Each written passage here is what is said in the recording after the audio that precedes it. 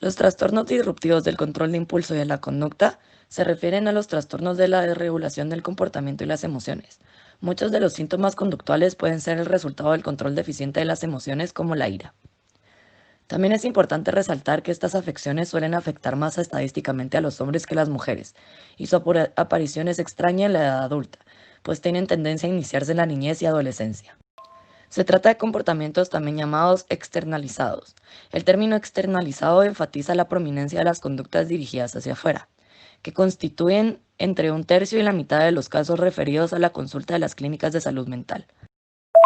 Todos los niños se comportan de manera inapropiada en algunas ocasiones, sin embargo no son problemas persistentes y sus comportamientos son completamente normales.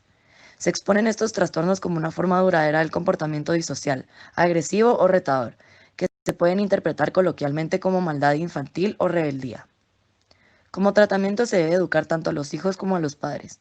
Asimismo, la terapia es de suma importancia para tratar estos trastornos. Sin embargo, existen tratamientos psicofarmacológicos para estos trastornos. El trastorno negativista desafiante o TND es un trastorno del comportamiento, normalmente diagnosticado en la niñez, que se caracteriza por comportamientos no cooperativos, desafiantes, negativos, irritables y de enfado, hacia los padres, compañeros, profesores y otras personas en posición de autoridad. La causa precisa del TND se desconoce, sin embargo, se aventura una teoría que explica su desarrollo. Sugiere que los problemas comienzan cuando los niños tienen 1 a 2 años y medio de edad. Los niños y adolescentes que desarrollan TND pueden haber tenido dificultades para aprender a separarse de su figura de apego primaria y desarrollar habilidades autónomas. Las malas actitudes, características del TND, se consideran una continuación de las cuestiones normales durante el desarrollo, que no fueron resueltas adecuadamente en los primeros años de vida. A continuación, los criterios diagnósticos del TND.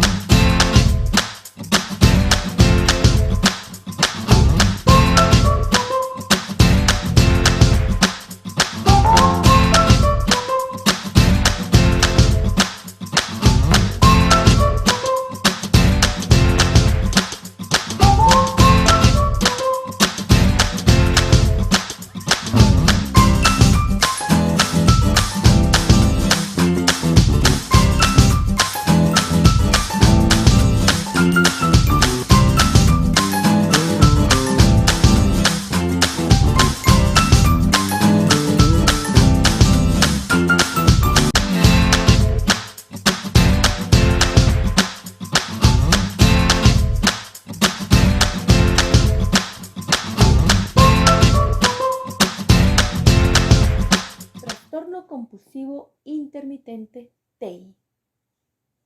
Según el DSM-5, el TI es un trastorno del comportamiento que se clasifica como un trastorno del control impulsivo.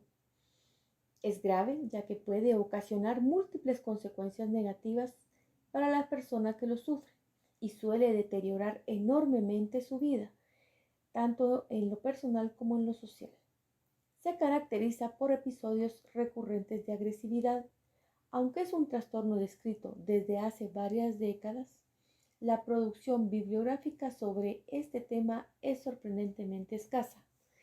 Para ello te vamos a presentar un video en el cual nos va a iluminar con relación a los síntomas, causas y sobre todo qué cosas tenemos que tener en consideración.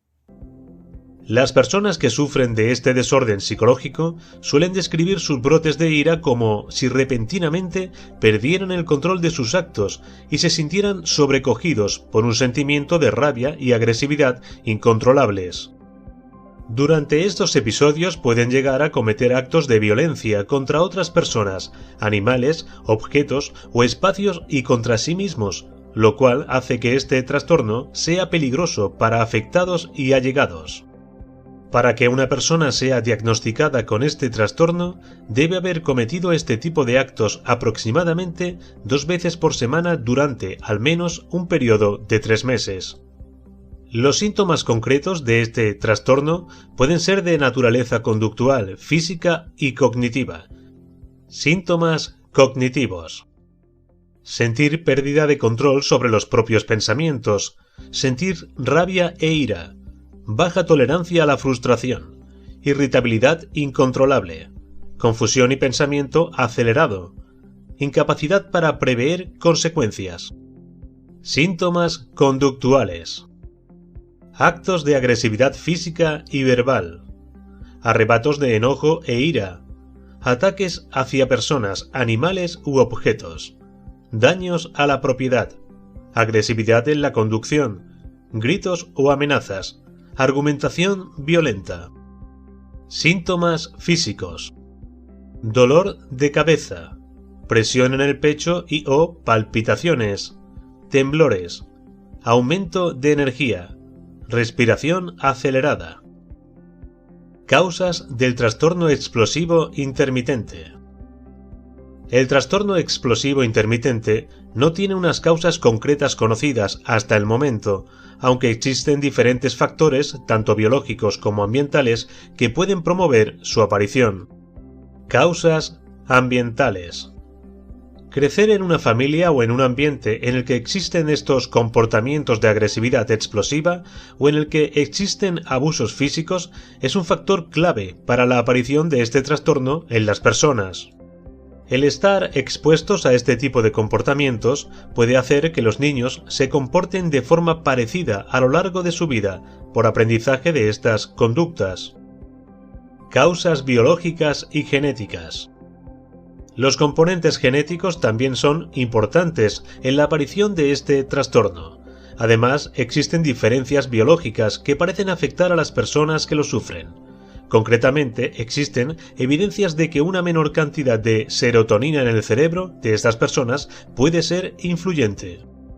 Este desorden psicológico suele ocurrir a la vez que otros trastornos, como el trastorno de déficit de atención e hiperactividad, trastorno bipolar, trastornos depresivos y de ansiedad, trastorno negativista desafiante o trastorno de estrés postraumático.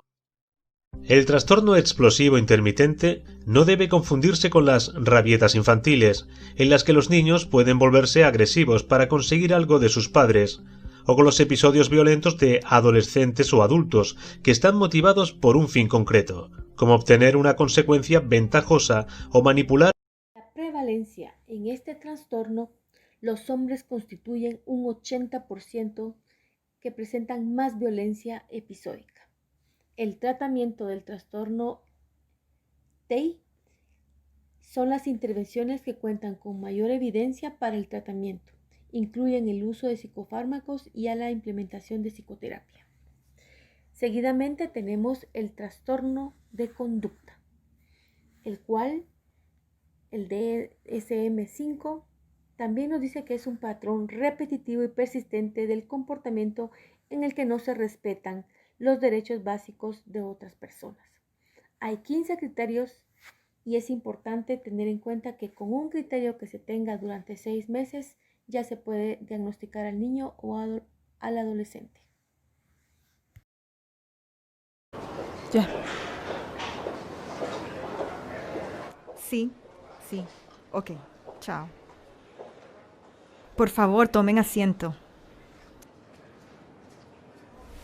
Soy la doctora Arias. Gracias, soy Sara y él es mi hijo Andrés. Gracias por venir hoy, Sara.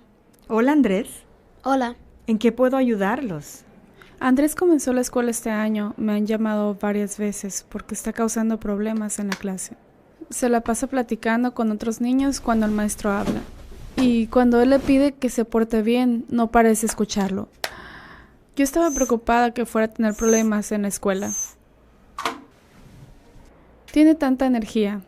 Parece que nada le llama la atención más de unos minutos. Y así ha sido desde que tenía 2 o 3 años. Pensaba que este comportamiento era normal, pero los hijos de mi hermana se portan tan bien.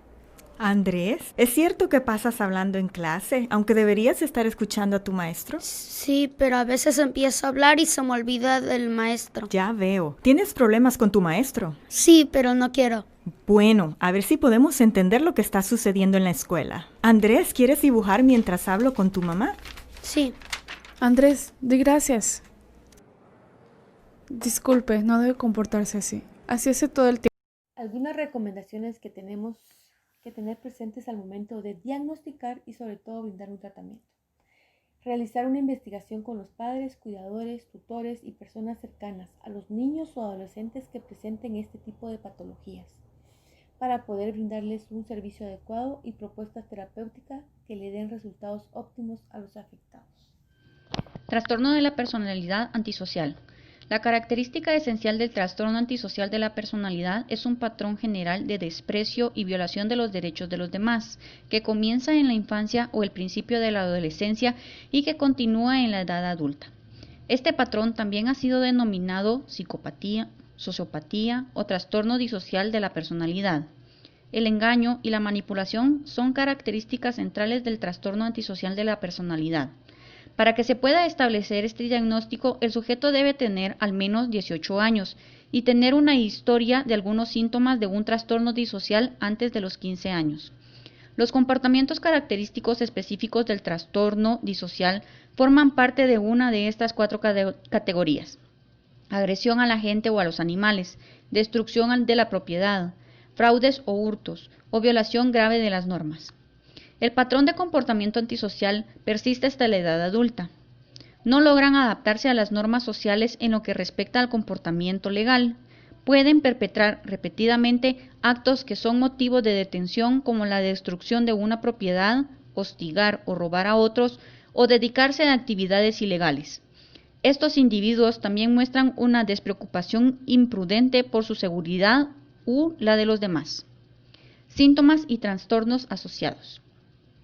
Los sujetos con trastornos antisocial de la personalidad frecuentemente carecen de empatía y tienden a ser insensibles, cínicos y a menospreciar los sentimientos, derechos y penalidades de los demás. Pueden ser engreídos y egoístas. Pueden ser excesivamente tercos, autosuficientes o fanfarrones. Pueden mostrar labia y encanto superficial y ser muy vulnerables del verbo fácil. Pueden ser irresponsables como padres. Tienen más probabilidad que la población general de morir prematuramente por causas violentas. Tienen frecuentemente rasgos de personalidad que cumplen los criterios para otros trastornos de la personalidad, en especial de los trastornos límite, histriónico y narcisista. Cleptomanía. La característica principal de la cleptomanía es la reiterada imposibilidad de resistir el impulso de robar los objetos, aunque estos no sean necesarios ni para uso personal ni por un valor monetario. El individuo experimenta un aumento de sensación subjetiva de tensión antes de cometer el robo y siente placer, gratificación o alivio en el momento de cometerlo, y tampoco se explica mejor por un trastorno de conducta, un episodio maníaco o un trastorno de la personalidad antisocial. Los objetos se roban a pesar de que suelen tener poco valor para el individuo, que podría permitirse pagarlos y que a menudo los regala o los desecha. En ocasiones, el individuo puede acumular los objetos robados y devolverlos de inmediato. Aunque los individuos con este trastorno generalmente evitarán robar si pueden ser arrestados inminentemente. El individuo con frecuencia teme a ser arrestado y a menudo se siente deprimido o culpable por sus robos. La prevalencia se produce en cerca de 4 al 24% de los individuos detenidos por robar en tiendas. Su prevalencia en la población general es muy rara, de aproximadamente el 0.3 al 0.6%. El número de mujeres supera a hombres en porción de 3 a 1. La edad de inicio de la cleptomanía es variable, aunque el trastorno empieza a menudo en la adolescencia. Sin embargo, el trastorno puede comenzar en la infancia y luego irse superando hasta la edad adulta. Piromanía. Es un trastorno psiquiátrico. Sus características más importantes son la presencia de una conducta repetitiva de prender fuego sin motivo aparente. Por ejemplo, venganza, beneficio monetario, ocultamiento de delitos, terrorismo, etc. Intenso interés por elementos relacionados con el fuego o fascinación en la contemplación del fuego, y aumento de tensión antes de prender fuego, seguido de una vivencia emocional intensa de alivio, gratificación o placer tras realizarlo. Se trata de un trastorno relativamente poco frecuente. Por ejemplo, se estima que solo el 3% de las personas que han presenciado la conducta de iniciar fuego deliberadamente serían pirómanos, en este sentido escrito. Las personas con piromanía típicamente inician el fuego de una forma poco organizada o apresurada y con frecuencia también promueven falsas alarmas. En el momento de iniciar el fuego, el pirómano describe que se encuentra en un estado de conciencia alterado, pero a pesar de ello es consciente de lo que hace y no dan importancia a los daños personales o materiales que puedan causar. El perfil del pirómano es un varón joven con una historia personal de frustración y desajuste emocional, mal rendimiento escolar o profesional y frecuentemente con otros trastornos psiquiátricos o defectos físicos. La conducta pirómana sirve como un alivio a situaciones de vacío existencial, aburrimiento, frustración, rabia o deseo protagonismo. Es frecuente el uso de alcohol u otros tóxicos que con frecuencia actúan como desencadenante del comportamiento alterado. Hay que distinguir la piromanía en sentido estricto de los comportamientos incendiarios de personas con enfermedades mentales, como esquizofrenia, trastorno bipolar o depresivo. Trastorno disruptivo del control de impulsos y de la conducta especificado.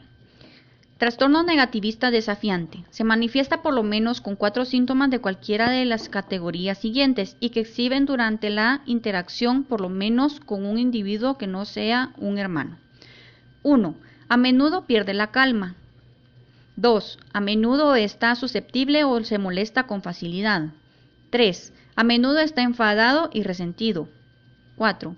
Discute a menudo con la autoridad o con los adultos, en el caso de los niños y los adolescentes. 5. A menudo desafía activamente o rechaza satisfacer la petición por parte de figuras de autoridad o normas. 6. A menudo molesta a los demás deliberadamente. 7. A menudo culpa a los demás por sus errores o su mal comportamiento. Ha sido rencoroso o vengativo por lo menos 2 veces en los últimos 6 meses.